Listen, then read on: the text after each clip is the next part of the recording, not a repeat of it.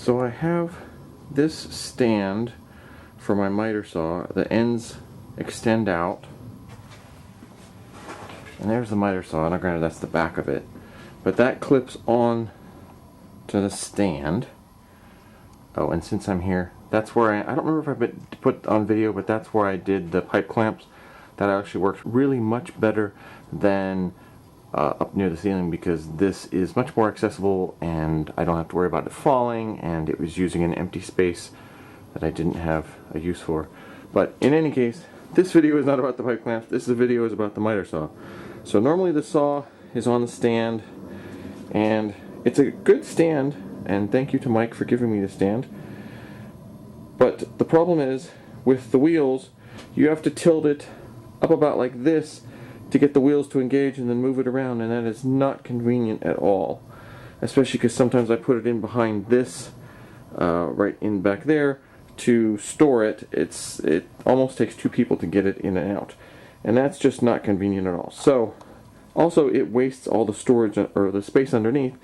So I decided to try and make a stand for the miter saw.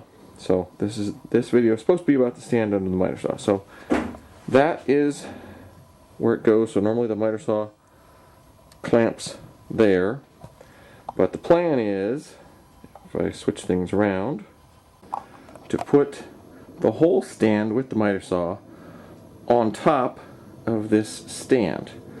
I have the same 3-inch wheels that I used on my planer flip-top stand. They're the 3-inch orange or polyurethane, I think it might be polyurethane wheels, that not only when you step on them lock the wheel, but it also locks the rotation. So the wheel and the rotation. So I have one of those on each corner. So since it's on the stand, the benefit of that, I mean, I could just take the miter saw off the stand and put it somewhere else. But if I put the whole stand on here, the only drawback is I have to build something underneath to catch the sawdust, but I'm going to have a top on it anyway.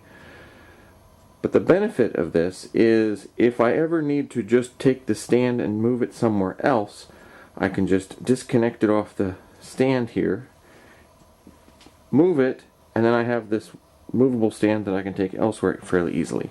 So what I think I'm going to do is, on each of these sides there's this horizontal lip.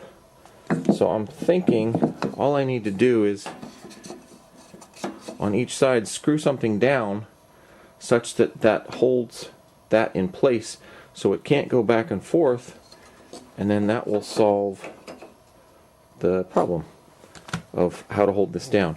I could also put screws or something else, but I think I'm just going to get a piece of wood, possibly maybe some plywood, maybe something else. I have to decide. I also have to decide if I want to have it something with a slot such that it will slide out and then back in, or if I just want to screw it down. Because if I have a slot, I can just loosen the bolts, slide things out, and lift it up. Otherwise, I have to just make it more permanent and just take the screws out to move it. I don't think I'll ever be moving this normally, so probably just screws would work fine.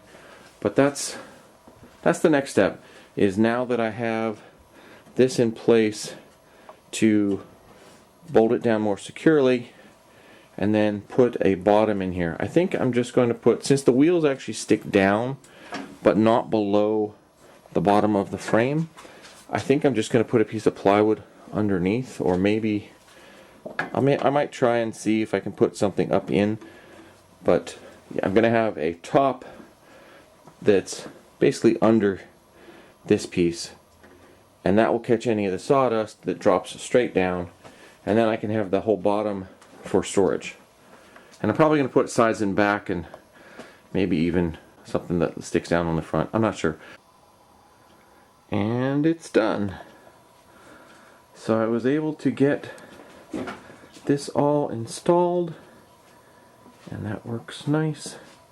I don't remember if I put on the other section, but I just put a piece of board across with 2 screws. There's a little flat piece that sticks out from here. That holds that tight and secure to there. I put a piece of 1/4-inch plywood on the side, 2 pieces of 1/4 inch plywood on the back, just screwed in. And then on this side, I had some thinner board, so hardboard on top, thinner piece of plywood here. So this one gets screwed out on the bottom and in on the top for the bottom piece. And the top piece is just screwed into the side. And then on that side I just have a shelf, because the big thing is keep stuff from falling off. So a little piece of board on each side. This is a piece from my mother-in-law's table, one of the leaves, the extended leaves, so that fit there nicely. I have a piece like this going back, going the whole way across, and on the other side, that's a piece from pallet, one of the pallet holder pieces, so that was useful there. But yeah, that's awesome. I have 13 inches to the bottom of this. It's a little lower on the outside edges, of course, because of the side pieces, but then I have screws coming into these from the outside there and back there. And then what this is going to let me do is put a lot more stuff under here for storage. And I don't know with the saw how much dust will get down in from the back. I know I'll get some from the front, but I can always put something on the front that closes this, either a piece of cloth or something that just drapes down that I flip up over when I want to access it and goes down, and maybe has magnets or just something heavy to hold it. But I think this is going to work great. So that's the latest project, and it was a success.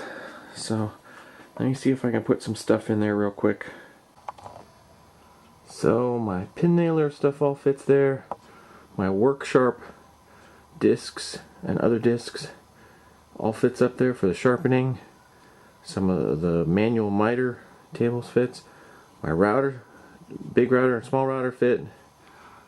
The piece for, well, the spindle sander insert for my little mini router table fits. The biscuit joiner, heat gun, all that stuff fits. So that would get all that off of flat surfaces and be able to stuff in there. And as you can see, there's still more space in the front that I could set other things. But yeah, that's awesome, and I think that's gonna work great, and I'm really happy. And like I said, well, I may not have said this in a previous video because I didn't have it on here, but this is now high enough that I can run a 2x4 across, and it actually goes above the trash cans instead of having to jiggle it in between the trash cans for cutting long items. So yeah, I am very happy. This is awesome. This is a very successful project. Oh, and one last thing I thought of. The other piece is with this on here, and because of this type of saw, I can actually build a dust collection framework here because this does not stick back past the end.